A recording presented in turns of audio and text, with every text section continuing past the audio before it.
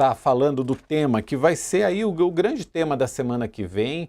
A partir de terça-feira, a primeira turma do Supremo Tribunal Federal analisa a primeira parte, né, dos vários processos aí relativos aos atos golpistas de 2022, comecinho de 2023. Nessa primeira parte estão aí incluídos o ex-presidente Jair Bolsonaro e vários nomes aí da alta cúpula do governo dele. O que o Supremo vai decidir? Se eles vão se tornar réus ou não, se eles irão a julgamento ou não.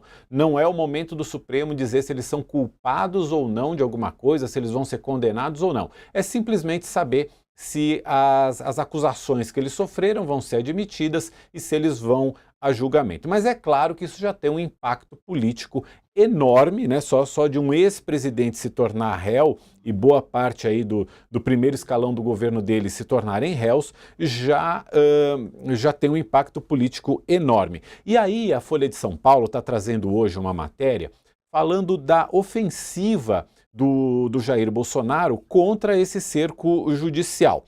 Basicamente, a matéria diz que ele está atuando em algumas frentes para meio que se blindar e tentar contornar percalços políticos aí que ele possa ter daqui para frente. Primeiro é o apoio àquele projeto da anistia que está no Congresso, anistia aos envolvidos nos atos de 8 de janeiro.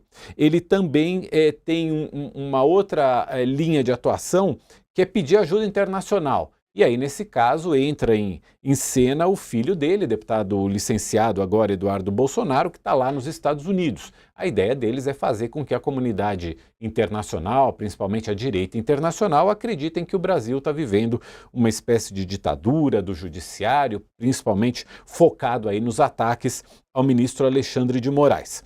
Uma outra frente que a matéria da Folha levanta em relação à atuação de Jair Bolsonaro, atuação política que pode beneficiá-lo, seria aí ter mudanças na lei da ficha limpa, reduzindo o prazo de inelegibilidade de políticos condenados com base na lei da ficha limpa. E, por fim, o Jair Bolsonaro também está apostando aí na mudança da composição do Tribunal Superior Eleitoral, com a saída do Alexandre de Moraes, o ministro Nunes Marques assumindo a presidência do Tribunal Superior Eleitoral, o Nunes Marques que foi indicado pelo então presidente Jair Bolsonaro para uma vaga no Supremo Tribunal Federal. Ou seja, tem toda essa movimentação do Jair Bolsonaro. E aí eu já pergunto para o professor Leandro Consentino, o professor Beto Vasques, esse tipo de movimentação pode ser efetiva ou o dano de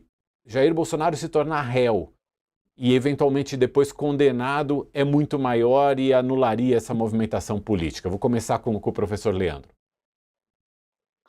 Bom, acho que a gente tem aí um rol de iniciativas que, de alguma forma, vão render algum dividendo político para ele em algum momento. Agora, blindar ou tirar do foco aquilo que está em evidência hoje, que está em pauta, que tem a ver com a própria natureza dos atos do 8 de janeiro, com a maneira como o ex-presidente Jair Bolsonaro sempre se referiu ao regime democrático, sempre atacou as instituições, acho difícil que essa pecha passe com qualquer uma dessas manobras. A anistia, ela de fato, ela hoje está sendo cogitada para todos os participantes ali do 8 de janeiro, mas todas as paredes de Brasília sabem que Jair Bolsonaro luta por isso em causa própria, em benefício de si e do seu entorno mais próximo. Então, acho difícil que isso se desassocie da figura dele. Isso está passado como, de fato, algo em benefício próprio e que não reuniu muita gente. As palavras do Davi Alcolumbre, ali, presidente do Senado, essa não parece ser a pauta do brasileiro hoje.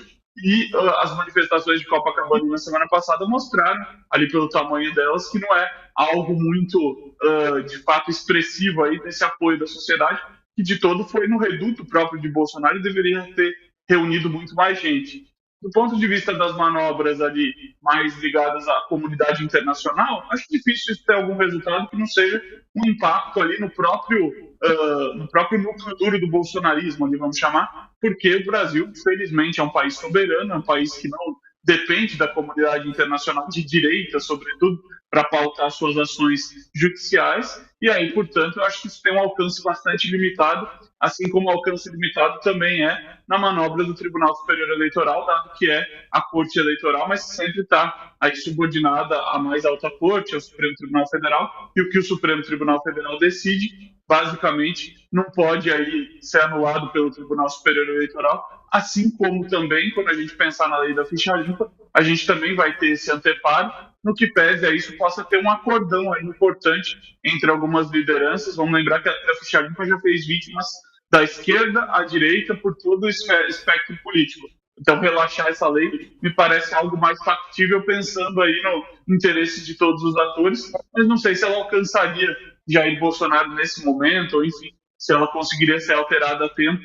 Tudo bem que pode retroagir para o réu, né, como a gente tem dentro do ordenamento jurídico brasileiro, mas tenho minhas dúvidas sobre se ela seria feita exclusivamente para livrar Jair Bolsonaro ou se teria um acordo mais amplo. Acho que essa talvez seja a aposta mais próxima da realidade, por envolver a todos. Tanto que ele se mantém como o nome da direita, mantendo a candidatura dele à presidência no ano que vem e até bloqueando eventuais candidaturas que possam surgir. Professor Beto Vasques, Jair Bolsonaro continua se mobilizando, continua se mantendo, dá para ver que é uma grande engenharia para que ele se mantenha relevante nesse trecho ali do espectro político. Eu acho, Mauro, que tem esses dois objetivos. Por um lado, pensar a sobrevivência política dele, ele como um líder político, como que ele pode se manter no jogo, e eu acho que é natural que um político pense assim. E uma segunda medida é como proteger e garantir a sobrevivência para além da política dele e da família. Como o professor Leandro colocou, a gente sabe que o Bolsonaro sempre se preocupa na hora do vamos ver consigo mesmo e com seus filhos. Então, acho que os dois movimentos, tanto o nacional como o internacional, respondem a esse processo. Ou seja, nacionalmente, Bolsonaro tem dois problemas. Um na justiça eleitoral, né? Ele está inabilitado, proibido de participar de eleições. Então, mudar a lei da ficha limpa seria um caminho para ele voltar a estar habilitado a disputar eleições. E ele está na iminência de participar de um processo como réu e com grandes possibilidades de ser condenado. Então, ele também precisa buscar uma saída no âmbito criminal do processo que ele vai sofrer agora no Supremo Tribunal. Nesse sentido, nacionalmente, para um primeiro, ele busca mudar a lei ficha limpa para poder voltar a participar das eleições, mesmo tendo sido condenado, diminuindo a pena de 8 para 2 anos. E do ponto de vista do crime que ele cometeu por tentar, a princípio, liderar uma trama golpista e incentivar os atos do 8 de janeiro, ele quer uma anistia, abre uma anistia dizendo que é para os outros, mas na verdade é pensando em si mesmo. E no ponto de vista internacional, o Eduardo Bolsonaro funciona como um filho pomada, né? O filho para uso externo. Ele, desde os Estados Unidos, tem, eu diria que, dois grandes objetivos. Um primeiro objetivo, um plano A, seria atrair o Trump para o ringue. Esse é o grande desafio do Eduardo Bolsonaro. Ele é muito próximo ao Steve Bannon, a setores do MAGA, e ele vem por aí de uma forma muito incisiva há muito tempo, não só ele, como uma parte grande do bolsonarismo, tentando pressionar os congressistas mais recalcitrantes do trumpismo a aderirem à tese de que no Brasil a gente vive numa ditadura da toga, que o STF e o Xandão estão perseguindo o Bolsonaro, né? Então, assim, eles estão construindo uma narrativa que não existe liberdade de expressão. Essa narrativa é para ver se consegue atrair mais setores dos congressistas norte-americanos para que esses possam ajudar a família Bolsonaro a pressionar o Trump para que ele tome cartas no assunto e ajude a família Bolsonaro no Brasil. Se esse plano não funcionar, né, esse plano de embaixador do Bolsonaro e do golpe nos Estados Unidos, o Eduardo Bolsonaro tem um plano B, que seria o de defender o futuro seu e da sua família. Então ele funciona também como uma sorte de precursor. Ele está lá abrindo o caminho logístico, econômico, político, para que o pai e os irmãos, se necessário, possam receber o asilo político dourado nos Estados Unidos, no caso de condenações no Supremo, e eles possam ter uma vida mansa. Por isso o Eduardo Bolsonaro já abriu uma holding e está com esse papel de, por um lado, ser embaixador do golpe, tentar trazer o pai de volta ao poder, trazer o Trump para o seu lado, ou, na pior das hipóteses, garantir um asilo político dourado para a família Bolsonaro. Quem também está aqui com a gente é a Letícia Casado, colunista do UOL, que vai, inclusive, acompanhar, né, Letícia? Bom dia para você. Vai acompanhar a partir de terça-feira a sessão lá da primeira turma do Supremo Tribunal Federal, que vai analisar aí o nome é lindo, a admissibilidade do processo lá, dos atos golpistas.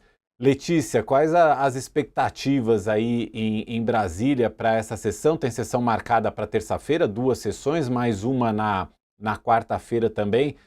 Será que na quarta a gente já tem uma decisão do Supremo? Oi, Mauro, Beto, Leandro, bom dia para todo mundo. Pois é, Mauro, a expectativa é que até quarta-feira a gente tenha assim, uma decisão sobre se o Jair Bolsonaro e os outros, acho que são mais 6 pessoas, né? 7. Se eles Mais todos 7. vão virar réu. Mais 7, mas isso, pronto. Se eles vão virar réu ou não, se eles vão responder a uma ação penal, serão de fato processados. A expectativa é que na terça-feira os ministros escutem as defesas, escutem a Procuradoria-Geral da República e não sabemos se haverá tempo para o relator começar a votar, o Alexandre de Moraes colocar o voto dele. Isso deve terminar pelo menos até quarta-feira, com toda certeza até quarta-feira. Os ministros fazem um voto, ali eles vão colocar todos os pontos, dizendo se eles consideram ou não que esse grupo deve virar réu. A expectativa em Brasília é que sim, que todos eles, que haja inclusive uma unanimidade na primeira turma do Supremo, que os 5 ministros votem pela admissibilidade da denúncia e que a partir de então esse pessoal todo possa ser considerado réu e apresentar defesa, justificativas ao longo de um processo, de uma ação penal que deve terminar até o fim desse ano. Essa, pelo menos, é a expectativa colocada em Brasília. Vale lembrar que num processo pode surgir alguma surpresa no meio do caminho. O Jair Bolsonaro e o Braga Neto têm advogados muito renomados na área criminal, são advogados muito grandes, muito famosos, que estão ali preparando a defesa deles. Esses advogados vão contestar a delação premiada, o acordo de delação premiada do Mauro Cid, que era o assessor do Bolsonaro, que falou um monte de coisa, como a gente viu ao longo dos últimos meses. Enfim, teremos uma batalha jurídica bem interessante em 2025. E Letícia, a gente percebe que a gente vai ter então mesmo que ficar